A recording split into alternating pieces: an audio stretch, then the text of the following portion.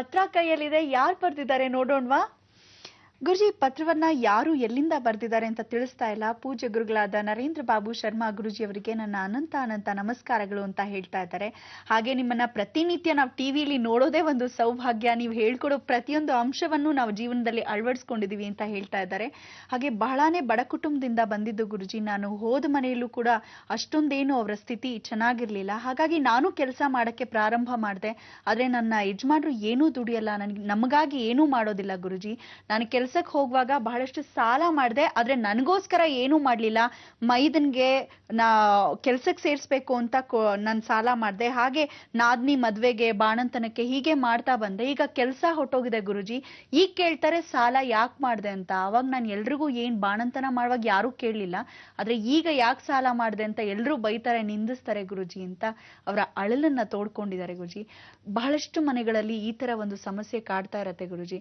ಹೆಣ್ಮಕ್ಳು ಕೆಲ್ಸಕ್ಕೆ ಹೋಗ್ತಾರೆ, ಗಂಡಂದಿರು ಅಷ್ಟಾಗಿ ಕಾಳಜಿ ತಗೊಳ್ಳಲ್ಲ, ಜವಾಬ್ದಾರಿ ತಗೊಳ್ಳೋದೇ ಇಲ್ಲ. ಅಂತ ಗಂಡಸ್ರಿಗೆ ನೀವೇನ್ ಹೇಳ್ತೀರಾ? ನೋಡಿ, ನೀವು ಈ ರೀತಿಯಾಗಿ ಕೇಳಿರ್ತಕ್ಕಂಥ ಪ್ರಶ್ನೆ ಬಹಳ ವಿಶೇಷವಾಗಿರ್ತಕ್ಕಂಥದ್ದು. ಈ ಭಾರತ ದೇಶದಲ್ಲಿ ಸಾಕಷ್ಟು ಮಹಿಳೆಯರ ಮನೆಗೆ ಅವರದ ದುಃಖ ಇರತಕ್ಕಂಥ ವಿಚಾರಗಳು. ಯಾಕೆಂದರೆ ಇಡೀ ಭಾರತ ದೇಶವನ್ನು ಒಂದು ಭಾರತ ನಾರಿಗೆ ಹೋಲಿಸಿದ್ದಾರೆ.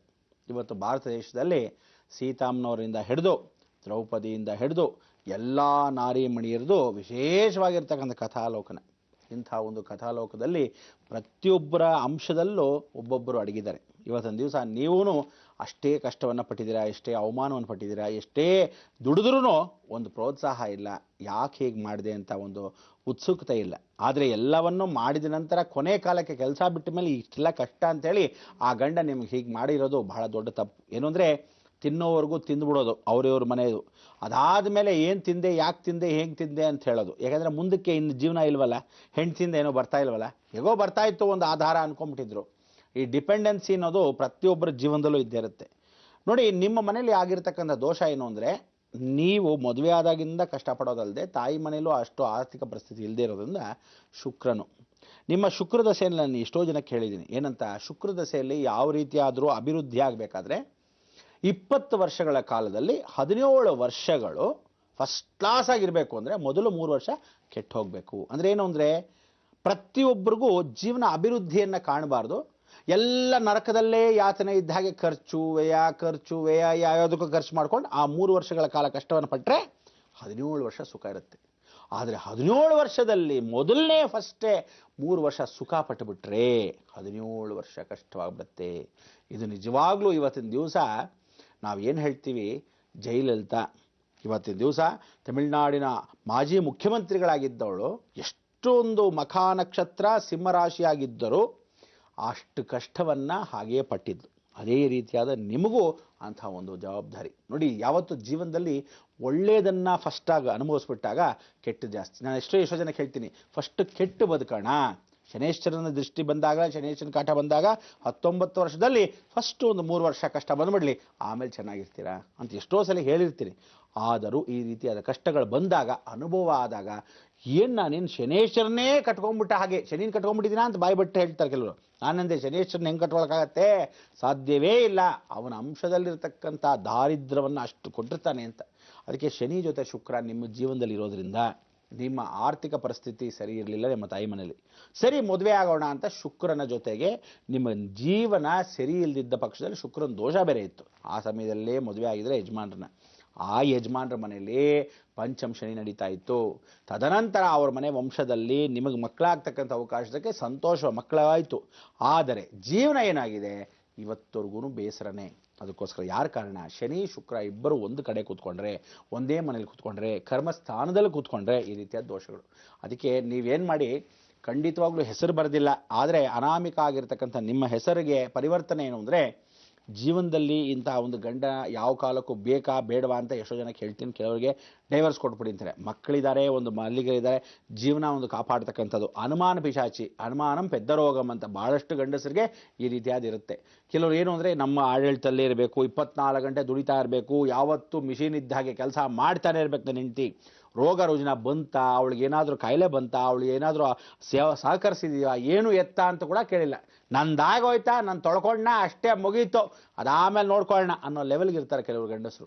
ಇಂಥ ಒಂದು ಸಮಯದಲ್ಲಿ ಒಳ್ಳೆ ಗಂಡಸರು ಬಹಳ ಕಮ್ಮಿ, ಹಬ್ಬಬ್ಬ ಅಂದರೆ ಏನೊಂದು 5% ಇರ್ಬೋದು, ಮಿಕ್ಕವರೆಲ್ಲ ಪರಿಪೂರ್ಣವಾಗಿರ್ತಕ್ಕಂಥ ನಾಯಿ ಜನ್ಮ. ಅದರಲ್ಲಿ ಇಂಥ ಒಂದು ಪರಿವರ್ತನೆ ಆಗಬೇಕು ಅಂದರೆ ಒಳ್ಳೆಯವರಿಗೆ ಕಾಲ ಬಂದಿಲ್ಲ ಅಂತ ಹಾಗೆ ನಿಮ್ಮ ಕರ್ಮಕ್ಕೆ ಇಂಥ ಗಂಡನ ಕಟ್ಕೊಂಡಿದ್ದೀರ. ನೋಡಿ, ಇದು ಒಂದು ಜೀವನ. ಆದರೆ ಜೀವನ ಒಂದು ದಿವಸಕ್ಕೆ ಎತ್ಕೊಂಡು ಹೋಗಿ ನಾಳೆ ದಿವಸ ಬೇಡ ಅನ್ನೋಕ್ಕೆ ಅಥವಾ ಬೇಡ ಅಂತಕ್ಕಂಥ ಅವಾಗವಾಗ ಡೈವರ್ಸ್ ಮಾಡೋಕ್ಕೆ. ನೋಡಿ, ಒಂದು ಗೊರಕೆ ಹೊಡೆದ್ರೆ ಸಾಕು ಅಂತ ವಿದೇಶದಲ್ಲಿ ಅವನಿಗೆ ಒಂದು ಕೇಸ್ ಹಾಕ್ಬಿಡ್ತಾಳೆ ಹೆಂಡತಿ ಆದವಳು. ನೋಡಿ, ರಾತ್ರಿ ಎಲ್ಲ ಗೊರಕೆ ಹೊಡ್ತಾನೆ, ನನಗೆ ನಿದ್ದೆ ಬರಲ್ಲ ಅಂತ ಒಂದು ಕೇಸ್ ಹಾಕ್ತಾಳೆ. ಇಂಥ ಹೆಂಡತಿರು ಇರ್ತಾರೆ. ಅಂದರೆ ವಿದೇಶದಲ್ಲಿ ನಡೆಯುತ್ತೆ. ಆದರೆ ನಮ್ಮ ಭಾರತ ಸಂಸ್ಕಾರ ಹಂಗಲ್ಲ. ಒಳ್ಳೆಯವನು ಕೆಟ್ಟವನು ಎಂಥ ಜಾಡ್ಸ್ ಒದ್ದನೋ ಎಷ್ಟೇ ಆದರೂ ಭಾರತ ನಾರಿ ಏನು ಅಂದರೆ ಇವತ್ತು ಸಹನಶೀಲಿಯಾಗಿರ್ತಾಳೆ, ಗುಣವಂತಿಯಾಗಿರ್ತಾಳೆ. ಅವಳೇ ಕಷ್ಟವನ್ನು ಪಡ್ಕೊಂಡು ಅನುಭವಿಸ್ಕೊಂಡು ಹೋಗ್ತಾ ಇರ್ತಾಳೆ. ಇದು ನಮ್ಮ ಭಾರತ ದೇಶದ ಸಂಸ್ಕೃತಿ. ಆದ್ದರಿಂದ ಇಂಥ ಒಂದು ಸಂಸ್ಕಾರದಲ್ಲಿ ಭಾರತ ದೇಶದಲ್ಲಿ ಇರೋದ್ರಿಂದ ನೀವು ಇನ್ನು ಮೇಲೂ ಸಾಧಿಸ್ಕೊಂಡು ಇರಿ ಅಂತ ನಾನು ಹೇಳ್ತಿಲ್ಲ. ನೀವು ಯಾವತ್ತಾದರೂ ಎದುರು ನಿಂತ್ಕೋಬೇಕು ಅಂತ ನಾನು ಹೇಳ್ತಾ ಇರೋದು. ಇವತ್ತವರೆಗೂ ಏನು ಅಂದರೆ ಯಾವತ್ತಾದರೂ ಒಂದು ಸಲ ಗರ್ಜಿಸಿದ್ರೇ ಹುಷಾರ್, ಏನು ಅನ್ಕೊಂಡಿದ್ಯಾ, ಸಾಕು ನಿಲ್ಲಿಸೋ ನೀನು ಅಟ್ಟಹಾಸ ಅಂತಕೊಂಡು ಒಂದು ಸರಿ ಗರ್ಜನೆ ಮಾಡಿದಾಗ ಗೊತ್ತಾಗತ್ತೆ. 24 ಗಂಟೆ ಬೆಕ್ಕ ಥರ ಸುಮ್ಮನೆ ಕೂತ್ಕೊಂಡಿದ್ರೆ ಪ್ರಯೋಜನ ಇಲ್ಲ. ಗರ್ಜಿಸ್ಬೇಕು, ಸುಳಿ ಸಿಂಹ ಥರ. ಅದಕ್ಕೆ ಬೆಕ್ಕಿನ ಬೇರೆ ಅಂಶನ ನೀವು ತೋರಿಸ್ಕೊಟ್ರೆ ಉತ್ತಮ ಅಂತ. ಅಟ್ಲೀಸ್ಟ್ ಮಕ್ಕಳಿದ್ದಾರೆ, ಆ ಮಕ್ಕಳಿಗೋಸ್ಕರ ಮುಂದಿನ ಜೀವನ ನೀವು ದುಡಿತಾ ಇದ್ರಿ ಓಕೆ. ಇನ್ನೊಂದು ಕೆಲಸ ಅಕಸ್ಮಾತ್ ಬೇಕು ಅಂದರೆ ಒಂದು ಒಳ್ಳೆ ಕೆಲಸಕ್ಕೆ ಹೋಗಿ. ಅಕಸ್ಮಾತ್ ಆವಾಗ ಮನಸ್ಸು ಸ್ವಲ್ಪ ಪರಿವರ್ತನೆ ಆಗುತ್ತೆ, ಗಂಡನಿಂದ ದೂರ ಆಗ್ತಕ್ಕಂಥ ವಿಚಾರ. ನೀವು ಅಕಸ್ಮಾತ್ ದುಡಿತಾ ಇದ್ದೀರಾ, ಕಾನ್ಫಿಡೆನ್ಸ್ ಇದ್ದೇನೆ ಅಂದರೆ ಗಂಡ ಅಕಸ್ಮಾತ್ ಏನು ಡೈವರ್ಸ್ ಕೊಡದೇ ಇದ್ರು ನಿಮ್ಮದೇ ಆದ ಒಂದು ಜೀವನ ನಡೆಸ್ಬೋದು. ಆದರೆ ಈ ಕಾಲದಲ್ಲಿ ಕಲಿಯುಗದಲ್ಲಿ ಬಹಳ ಕಷ್ಟ ಆಗೋಗಿದೆ. ಯಾಕಂದರೆ ಒಳ್ಳೆ ಹೆಂಡತಿ, ನಿಜವಾಗ್ಲೂ ಒಳ್ಳೆ ಶಾಂತಿಶೀಲ ಇರ್ತಕ್ಕಂಥ ಹೆಂಗಸಿದ್ರೆ ಪರಪುರುಷನ ಕಾಮದೃಷ್ಟಿ ಕಾಯ್ತಾ ಇರ್ತಾರೆ ದರಿದ್ರದವರು. ಅದಕ್ಕೋಸ್ಕರ ಇಂಥ ಒಂದು ಪರಿವರ್ತನೆ ಜೀವನದಲ್ಲಿ ಆಗದೇ ಇರೋಕ್ಕೆ ನೀವೇನು ಮಾಡ್ಬೋದು ಅಂದರೆ ನಿಮ್ಮ ಗಂಡ ಸರಿ ಹೋಗೋಕ್ಕೆ ಪಟ್ಟೀಶ್ವರ ದುರ್ಗಾ ಬಿಟ್ಟರೆ ಇನ್ಯಾರು ಹೊಣೆಯಲ್ಲ. ಅದಕ್ಕೆ ಜಗದೀಶ್ವರಿಯ ಕೃಪಾಕಟಾಕ್ಷದಲ್ಲಿ ಎಲ್ಲ ವೀಕ್ಷಕರು ನಾನು ಹೇಳೋದೇನು ಅಂದರೆ ಗಂಡ ಹೆಂಡ್ತಿರ ಬಾಂಧವ್ಯ ಅಥವಾ ಗಂಡ ಹೆಂಡ್ತಿರ ಅನ್ಯೋನ್ಯತೆ ಹೊಟ್ಟೋಗಿದ್ರೆ, ಗಂಡ ಸರಿಯಾಗಿ ಮಾತು ಕೇಳದೆ ಇದ್ದ ಪಕ್ಷದಲ್ಲಿ ಅಥವಾ ಹೆಂಡತಿನೇ ಸರಿಯಾಗಿ ಮಾತು ಕೇಳಿದ ಪಕ್ಷದಲ್ಲಿ ನಿಮ್ಮಿಬ್ಬರ ಗಂಡ ಹೆಂಡತಿ ಬಾಂಧವ್ಯ ಚೆನ್ನಾಗೇ ಇರಬೇಕು, ಕಂಟಿನ್ಯೂ ಆಗಲೇಬೇಕು. ಡೈವರ್ಸ್ ಆಗಬಾರ್ದು, ಚೆನ್ನಾಗಿ ನಡ್ಕೊಂಡು ಹೋಗಬೇಕು. ಕೆಲವ್ರಿಗಂತೂ ಒಂದು ಹೆಂಡತಿ ಅಲ್ಲ ಪಾಪ 2 ಹೆಂಡ್ತಿರು. ಕೆಲವ್ರಿಗೆ ಏನು ಗೊತ್ತಾ, ಗಂಡಂದ್ರು ಎಂಥ ಕಚಡಗಳು ಅಂದರೆ ಗೊತ್ತೇ ಇಲ್ಲದೆ ಇನ್ನೊಬ್ಬಳನ್ನು ಜೊತೆಗೆ ಇಟ್ಕೊಂಡಿರ್ತಾರೆ. ಅಥವಾ ಯಾವುದೋ ಒಬ್ಳು ಹೆಂಗಸು ಮಾಯಗಾತಿ ಇವನ ಜೊತೆಗೆ ಇದ್ದುಕೊಂಡು ಸಂಬಂಧನ ಬೆಳೆಸ್ಕೊಂಡು ಬೇಕು ಅಂತ ತನ್ನೂ ಒಂದು ಮಕ್ಕಳು ಮಾಡಿಸ್ಕೊಂಡ್ಬಿಟ್ಟು ಕೇಸ್ ಹಾಕಿಕೊಂಡು ಕೂತಿರ್ತಾಳೆ. ಪಾಪ ಹೆಂಡತಿಗೆ ಗೊತ್ತಿರಲ್ಲ, ಇಂಥದ್ದೆಲ್ಲ ನಡೀತಿರುತ್ತೆ. ಅದಕ್ಕೆ ನಿಮ್ಮ ಗಂಡ ಅದರಲ್ಲಾದರೂ ಪರವಾಗಿಲ್ಲ, ಒಬ್ಬಳೇ ಹೆಂಡತಿ ಜೊತೆ ಇದ್ದಾನೆ ಅಂದರೆ ಇವನು ಸರಿ ಮಾಡ್ಕೊಳ್ಳೋಕ್ಕೆ ಅವಕಾಶ ಇದೆ. ಆದರೆ ಭಗವತಿ ಕೃಪಾಕಟಾಕ್ಷ ದೇವರು ಬಿಟ್ಟರೆ ಯಾರೂ ಇಲ್ಲ. ಎಲ್ಲ ವೀಕ್ಷಕರಿಗೂ ನಾನು ಹೇಳೋದೇನು ಅಂದರೆ ಪಟ್ಟೀಶ್ವರ ದುರ್ಗಾ ಕ್ಷೇತ್ರಕ್ಕೆ ನೀವು ಹೋಗಲೇಬೇಕು ಅಂದರೆ ಆ ಕ್ಷೇತ್ರಕ್ಕೆ ಹೋದಾಗ ದಯವಿಟ್ಟು ಹೇಳ್ತೀನಿ, ಮಂಗಳವಾರ ಹೋಗಿ ಅಥವಾ ಶುಕ್ರವಾರ ಹೋಗಿ ಅಥವಾ ಭಾನುವಾರ ಹೋದಾಗ ಒಂದು ದಿವಸಕ್ಕೆ ಮೊದಲೇ ನೀವು ಅಲ್ಲಿರಬೇಕು. ಆ ಕುಂಕುಮಾರ್ಚನೆ ಮಾಡಿಸೋದಲ್ಲದೆ ನಿಂಬೆಹಣ್ಣು ಹಾರವನ್ನು ಹಾಕಬೇಕು. ಅವಳನ್ನ ಪ್ರಾರ್ಥನೆ ಮಾಡ್ಕೋಬೇಕು. ಹಿಂದ್ಗಡೆ ಇರತಕ್ಕಂಥ ಈಶ್ವರನ ಜೊತೆ ಕಾಳಭೈರವ ಇದ್ದಾನೆ, ಆ ಕಾಳಭೈರವ ಸ್ಮರಣೆ ಮಾಡ್ಕೊಳ್ಳೇಬೇಕು. ನೀವು ಕಾಳಭೈರವ ಸ್ಮರಣೆ ಮಾಡ್ಕೊಳ್ಳೋದೇ ಪ್ರಯೋಜನ ಇಲ್ಲ. ಕಾಳಭೈರವನಿಗೆ ಕುರಿತು ಮನೆಯಲ್ಲಿ ದೀಪವನ್ನು ಹಚ್ಚಿ. ಅದಕ್ಕೆ ನೀವೇನು ಮಾಡಿ ಗೊತ್ತಾ, ಮನೆಯಲ್ಲಿ ಒಂದು ಬಣ್ಣಿನ ಹಣತೆ ತೊಗೊಳ್ಳಿ, ಅದರಲ್ಲಿ ಒಂದು ಸ್ವಲ್ಪ ಸೆಗಣಿ ತೊಗೊಳ್ಳಿ, ಹಸುವಿನ ಸೆಗಣಿ, ಅದನ್ನು ಗೋಮಯ ಅಂತ ಕರಿತೀವಿ. ಆ ಗೋಮಯದ ಮೇಲೆ ನೀವು ಹಣತೆ, ಮಣ್ಣಿನ ಹಣತೆ ದೀಪವನ್ನು ಇಟ್ಟು, ನಾನು ಯಾವತ್ತೂ ಏನು ಹೇಳ್ತೀನಿ, ತಾವರೆ ಹೂನಲ್ಲಿ ಇಟ್ಟಾಗ, ತಾವರೆ ಹೂನಲ್ಲಿ ಆ ತುದಿ ಇರುತ್ತಲ್ಲ ಆ ತೊಟ್ಟಲ್ಲಿ ಇಟ್ಟಾಗ ಏನಂತ ಇಡ್ತಿದ್ರಿ, ಲಕ್ಷ್ಮಿ ಆಕರ್ಷಣೆ, ಧನಾಕರ್ಷಣೆ. ಆದರೆ ಶತ್ರು ಸಂಹಾರ, ವಶೀಕರಣ ಎಲ್ಲ ಮಾಡ್ಕೋಬೇಕು. ಅದಕ್ಕೆ ನೀವೇನು ಮಾಡಬೇಕು, ಸ್ವಲ್ಪ ಮಟ್ಟಿಗೆ ಬೇವಿನ ಎಣ್ಣೆ ತೊಗೊಳ್ಳಿ. ಬೇವಿನ ಎಣ್ಣೆ, ಈ ಬೇವಿನ ಎಣ್ಣೆಯಲ್ಲಿ ಅಕಸ್ಮಾತ್ ಹತ್ತಿಯಲ್ಲೇ ಮಾಡಿರ್ತಕ್ಕಂಥ ಬತ್ತಿ, ನೀವೇನು ಮಾಡ್ತೀರಾ ಗೊತ್ತಾ, ಕೆಲವರೆಲ್ಲ ಈ ಹಸಿ ದಾರದ ಬತ್ತಿ ಹಾಕ್ಬಿಡ್ತೀರ. ಹತ್ತಿಯಲ್ಲೇ ಮಾಡಿರ್ತಕ್ಕಂಥ ಬತ್ತಿಯನ್ನು ಆ ಹತ್ತಿಯಲ್ಲಿ ನೀವೇನು ಮಾಡಿಬೇಕು, ಕ್ಲೀನಾಗಿ ಮಾಡ್ಕೋಬೇಕು. ಇನ್ನೂ ಮಾಡ್ಕೊಂಡ್ರೆ ನೀವೇ ಇನ್ನೂ ಒಳ್ಳೆಯದು. ಇಲ್ದರೆ ಸಿಕ್ಕೋದು ಮಾಡ್ಕೊಳ್ಳಿ, ಅಭ್ಯಾಸ ಇಲ್ಲದೆ ಪಕ್ಷದಲ್ಲಿ ಅದನ್ನು ದೊಡ್ಡದಾಗಿಟ್ಟು ಆ ಬೇವಿನ ಎಣ್ಣೆಯಲ್ಲಿ ದೀಪ ಹಚ್ಚುವಾಗ ಮೊದಲೇ ಪ್ರಾರ್ಥನೆ ಮಾಡ್ಕೊಳ್ಳಿ, ನನ್ನ ಗಂಡ ನಂಗೆ ಸರಿ ಹೋಗಬೇಕು. ಅದೇನು ಮಾಡ್ತೀಯೋ ಗೊತ್ತಿಲ್ಲ. ನೀವು ಅಗ್ನಿ ಮೂಲೆಗೆ ಹಚ್ಚಬೇಕು. ಹೆಣ್ಣು ಬಂದು ಅಗ್ನಿ ಅಂತ ಹೇಳ್ತೀವಿ, ಅಗ್ನಿ ಮೂಲೆಗೆ ತಿರ್ಕೋಬೇಕು. ನೋಡಿ, ಈಶಾನ್ಯ ತಿರುಗಿದ್ರೆ ಆ ಬತ್ತಿ ಧನಾಕರ್ಷಣೆ, ಅಗ್ನಿ ಮೂಲೆಗೆ ತಿರುಗಿದ್ರೆ ಶತ್ರುಧ್ವಂಸ. ಶತ್ರುಧ್ವಂಸ ಅಂದ್ರೆ ಏನು, ಗಂಡನ್ನು ಧ್ವಂಸ ಮಾಡುವಂತಾದರೂ ಆಗ್ಬೋದು, ಗಂಡನ್ನು ಸೇದಿದ್ದುಪಡಿಸುವಂತ ಆಗ್ಬೋದು, ಅವನಲ್ಲಿರ್ತಕ್ಕಂಥ ಮನೋಪರಿಸ್ಥಿತಿ ಧ್ವಂಸ ಆದರೂ ಮಾಡುವಂಥ ಪರಿವರ್ತನೆ ಮಾಡ್ಕೋಬೋದು. ಅದಕ್ಕೆ ನೀವು ಕಾಳಬೇರಿನ ಸ್ಮರಣೆ ಮನೆಗೆ ಬಂದ ಮೇಲೆ, ಪಟ್ಟೀಶ್ವರ ದುರ್ಗ ಹೋಗಿ ಬಂದ ಮೇಲೆ ಪರಿವರ್ತನೆ, ಕುಂಕುಮ ತೊಗೊಳ್ಳಿ, ಮನೋ ಅಭಿವೃದ್ಧಿಯನ್ನು ಪಡಿಸ್ಕೊಳ್ಳಿ. ಆ ಕುಂಕುಮನ್ನು ಏನು ಪಟ್ಟೀಶ್ವರ ದುರ್ಗ ಅಂತ ತಂದಿರ್ತೀರ, ಪ್ರತಿದಿನ ಒಂದೊಂದು ಚಿಟಿಕೆ, ಒಂದು ಸಂದಿರೋ ಕುಂಕುಮನ 2 ಭಾಗ ಮಾಡ್ಕೊಳ್ಳಿ. 1 kg ಕುಂಕುಮ ಅದು ಕಲಿಸ್ಕೊಳ್ಳಿ. ಒಂದೊಂದೇ ಚಿಟಿಕೆ ಅಡುಗೆ ಮಾಡುವಾಗ ಒಂದು ಸ್ವಲ್ಪ ಹಾಕಿ, ಹುಳಿ ಅನ್ನ ಏನೋ ಕೊಟ್ಟಾಗ ಒಂದು ಸ್ವಲ್ಪ ಹಾಕಿ, ಏನು ಗಂಟೇನು ಹೋಗಲ್ಲ. ಇದೇನು ವಶೀಕರಣ ಅಂತಲ್ಲ. ಯಜಮಾನರು ಸರಿ ಹೋಗಲಿ, ನನ್ನ ಗಂಡ ನನ್ನ ಮಕ್ಕಳಿಗೋಸ್ಕರ ಸರಿ ಹೋಗಲಿ, ನನ್ನ ಕುಟುಂಬ ಸರಿ ಹೋಗಲಿ, ಇದರಲ್ಲಿ ಯಾವುದೇ ಒಂದು ನಿಸ್ವಾರ್ಥ ಸೇವೆ ಅಂತಕ್ಕಂಥದ್ದು ಸ್ವಾರ್ಥ ಏನಿರಲ್ಲ. ಅದರಿಂದ ಖಂಡಿತ ಮಾಡಿ. ನಿಮ್ಮ ಯಜಮಾನರು ಸರಿ ಹೋಗಲಿ, ಅದಕ್ಕೆ ಪ್ರಯತ್ನ ಪಟ್ಟು ನೀವು ಪ್ರಾರ್ಥನೆ ಮಾಡ್ಕೊಳ್ಳಿ.